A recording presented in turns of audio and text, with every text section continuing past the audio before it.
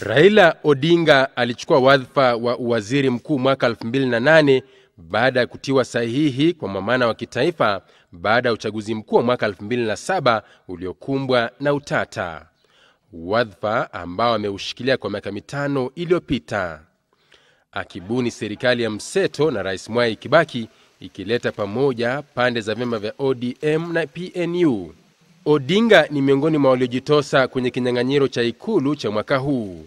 Ingawa alipoteza kwa rais mteule Uhuru Kenyatta ambaye anatarajiwa kuchukua hatamu za uongozi kirasmi Jumanne baada ya mahakama ya juu kutupilia mbali kesi yake ya kupinga kuchaguliwa kwa Uhuru.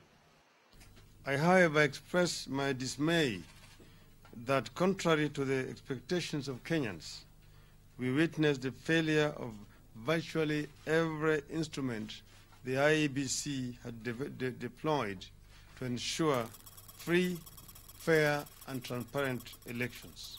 Wengi sasa wanajiuliza, je, ni upi mwelekeo wake Odinga wa kisiasa baada ya siku ya Jumanne?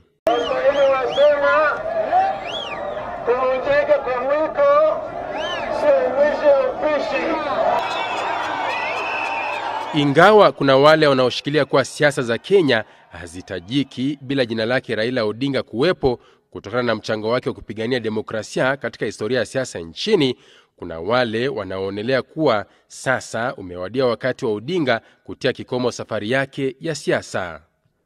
Kwa hivyo ile option niko nao ni kusema hii kazi mimi nimefanya kwa miaka 50, sahau. Alafu aseme ataondoka ende retirement. Na akiwa pale kwa retirement tutampatia respect zaidi kushinda akianza kufanya mambo ya siasa ya opposition. Baadhi ya wachanganuzi wa kisiasa hata hivyo wanasema ni mapema mno kwa Odinga kustaafu na ingekuwa bora iwapo chama cha ODM kingeanza kushughulikia uwezekano wa Odinga kuteuliwa bungeni kama mbunge maalum, au hata kumshawishi mbunge mmoja wa CORD kujiuzulu kuwezesha uchaguzi mdogo kufanyika eneo bunge lake ambapo Odinga atakuwa mmoja watakaowania kiti hicho kilichoachwa wazi kupiga jeki upinzani bungeni.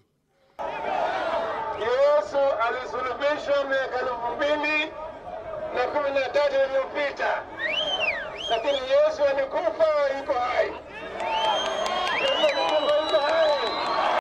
Isitoshe, kuna wale wanaoshauri kuwa jambo la busara kwa Odinga kufanya ni kuanza kumkuza mrithi wake, ingawa haielezwi wazi iwapo atakuwa mmoja wa wanawe au mmoja wa wanasiasa katika mrengo wa CORD, lakini aliye na mnato kwa wakazi wengi wa magharibi mwa Kenya, haswa Luo Nyanza. Ukiona kama kuna shida au kuna swali, lazima kuwa na jibu. Katika hesabu unasema if there is a problem there must be a solution. There's a problem and there's a solution. Kwa mimi nina hakika ya kwamba yote ambayo mmesikia shida hapo na pale, nina hakika tuko na suluhisho. Idara ya polisi pia inatarajiwa kutoa taarifa iwapo Odinga atasalia kuwa na walinzi wake wa kitaifa au la baada ya siku ya Jumanne. Patrick Injendi, Citizen Nipashe.